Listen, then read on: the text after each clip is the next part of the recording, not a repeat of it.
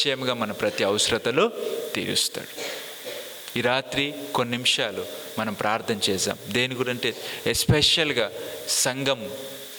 సంఘ అవసరతలు, మన అవసరతలు అండ్ దేవుడు చెప్పిన కొన్ని అవసరతలు ఉన్నాయి, వాటి గురించి మనం ప్రార్థన చేయాలి.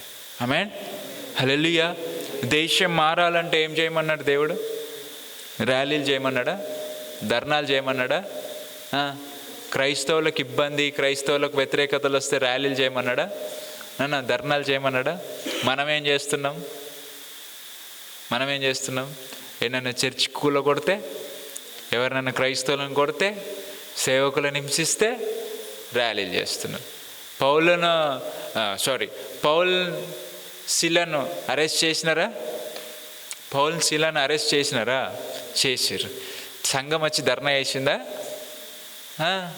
ఇది చూడండి పౌల్ శీలను అరెస్ట్ చేస్తే సంఘం వచ్చి ధర్నా చేసిందా? సౌల్ రెచ్చగొట్టిండా, మీరు ధర్నాలు చేయండి నేను లోపట ఉంటా అన్నాడా? ఏం చేసిరంటే వాళ్ళు ప్రార్థనలు, పాటలు పాడుతూ లోపట సమయం గడిపితే దేవుడు వచ్చిండు మధ్యలోనికి.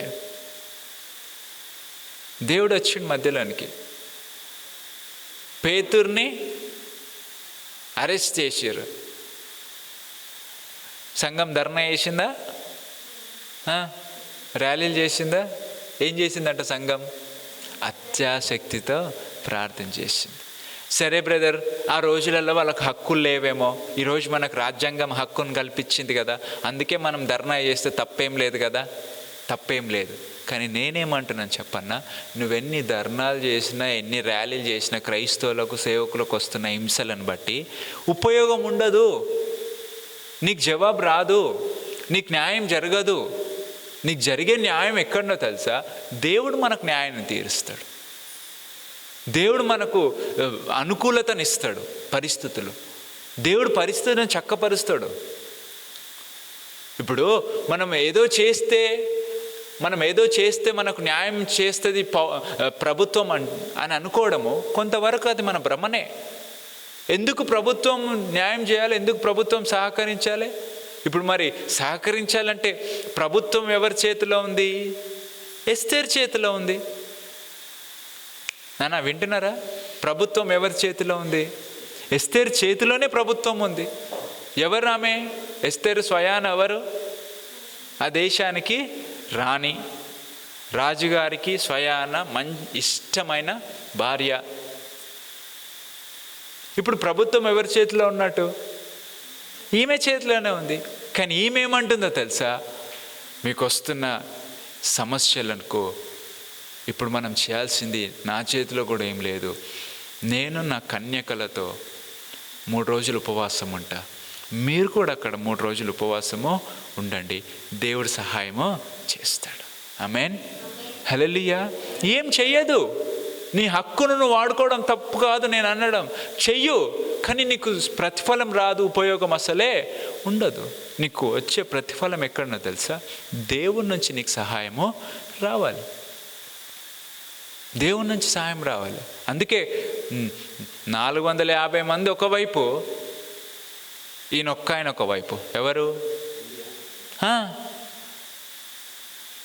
ఏలియా ఒక్కడొకవైపు ఉన్నాడు.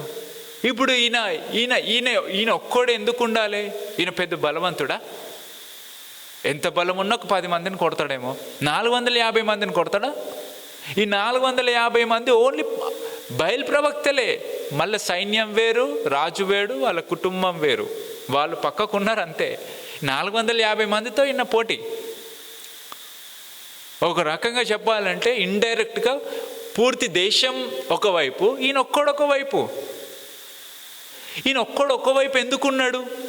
ఈయన ధైర్యం ఏంటిది? ఈయన నమ్మకం ఎవరు? దేవుడు. ప్రియులారా, ఈరోజు నీ నమ్మకం మనుషులు కాదు, అధికారులు కాదు. నీ నమ్మకం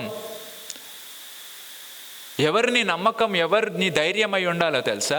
నీ ధైర్యం దేవుడై ఉండాలి. మరి దేవుడు ఎట్లా కదులుతాడు బ్రదర్? ఇప్పుడు దేవుడు న్యాయం చేయాలంటే కదలాలే ముందు. దేవుడు ఎట్లా కదులుతాడు? ప్రార్థన చేస్తే దేవుడు కదులుతాడంట. ఆమేన్.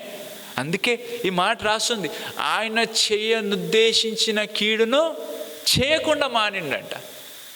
దేవుడు ఉద్దేశించిండంట ఆల్రెడీ. ఏమని నినివేను నాశనము చేయాలి. కానీ చేసిండ నాశనము చేయలే. ఏంటిది కారణం? నినివే ప్రజలు గోనె పట్ట కట్టుకొని బూడిద పూసుకొని రాజు సహితం కూడా దుమ్ములో ఉండి దేవుని దగ్గర ఉపవాసం ఉన్నారంట. ఇప్పుడు దేవుని మనసును కదిలించింది ఏదంటారు? ఏది కదిలించింది అంటారు? ప్రార్థన కదిలించింది.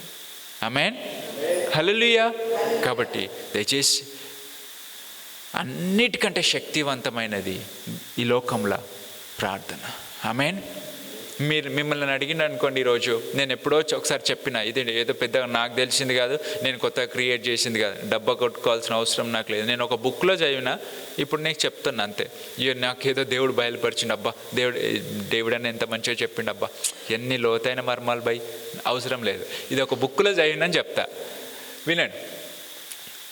లోకంలో బలమైనది ఏది? చాలాసార్లు అడిగినాయి ఇంతకుముందు.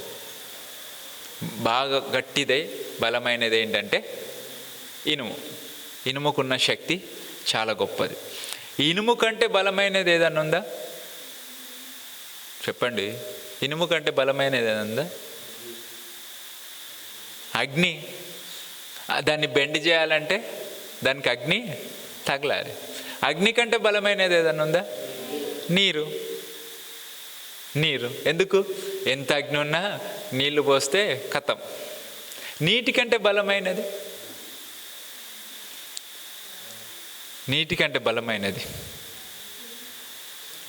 చెప్పండి.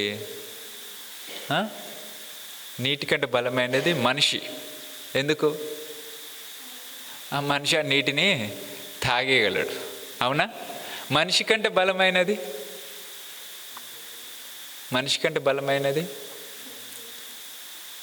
మరణం. మనిషి మరణం ముందట భయపడతాడు. ఆ మరణం కంటే బలమైనది ప్రార్థన. ఆమేన్. ఎందుకంటే చచ్చిపోయిన నన్ను కూడా ప్రార్థన లేపగలదు.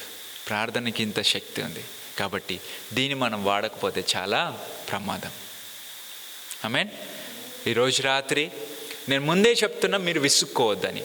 ఏం చెప్తున్నాను తెలుసా? ఈరోజు రాత్రి దేశం గురించి ప్రార్థన చేయండి. అమ్మ, దేవుడు ఖచ్చితంగా మిమ్మల్ని దీవిస్తాడు. నా మాట వినండి, ఖచ్చితంగా దేవుడు మీకు ప్రతిఫలం ఇస్తాడు. సేవకుల క్షేమం గురించి ప్రార్థన చేయండి. వారి పనిలో మీకు కొంత భాగాన్ని దేవుడు ప్రతిఫలాన్ని ఇస్తాడు. నశించిపోతున్న ఆత్మల కొరకు ప్రార్థన చేయండి. అది మీ అకౌంట్లో వేస్తాడు. ఆమేన్, హల్లెలూయా. క్రైస్తవుల కొరకు, క్రైస్తవుల క్షేమం, క్రైస్తవుల అభివృద్ధి గురించి ప్రార్థన చేయండి. దేవుడు ఖచ్చితంగా ప్రతిఫలాన్ని ఇస్తాడు. దాని తర్వాత మన రాష్ట్రము, మన అధికారులు, మన సంఘము, మన గ్రామము, మన కుటుంబాలు, మీ అవసరతలు, వీటి గురించి ప్రార్థన చేసి మనము ముగించుకుందాం. ఆమేన్, హల్లెలూయా. మీ అవసరతలు ఏమన్నా ఉంటే కూడా రాత్రి మీరు చెప్పండి. ఖచ్చితంగా రాసి ఇవ్వండి. మాకు ఒక 2-3 నిమిషాల సమయం ఇట్లా కేటాయించుకుందాం. రాసి ఇవ్వండి, మేము ప్రార్థన చేస్తాం. దేవుడు ఖచ్చితంగా మీకు ప్రతిఫలాన్ని ఇస్తాడు. ఆమేన్, హల్లెలూయా. ఎగ్జాక్ట్గా మనకు టైం ఉన్నది ఏంటంటే ఒక 40 నిమిషాల సమయం, ఒక